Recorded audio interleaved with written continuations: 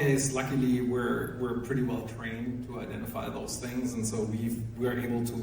We had a North Korean asset apply for a job once. We found out, and they were based in South Korea, and so it's not like it wasn't that obvious. It took us a minute, and we found out later that the person didn't make it through our interview process, but worked for another company and got outed, basically. And so that can happen, and actually, quite frankly.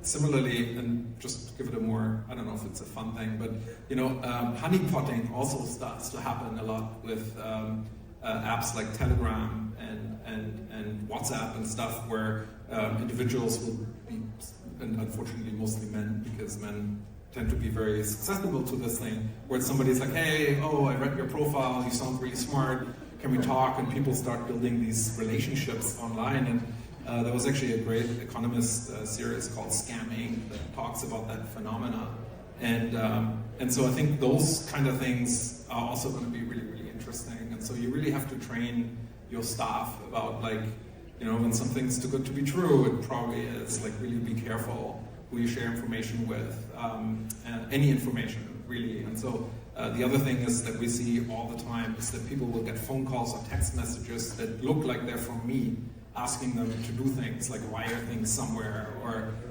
so but they're getting very sophisticated. So early on it was just a text message from a different number, right? You're just like, okay, well, easy, right? But on the messaging apps, it looks like it's my Telegram account, for example, messaging you, telling you to do something, and then it gets a little more, is this real or not? And then the next thing is that now they have AI voice agents, so you get all these robocalls all the time, and so they can actually give you a call and it'll sound like I'm talking, and so then it gets really hard. And so I don't even know where this ends, quite frankly. I'm not even sure about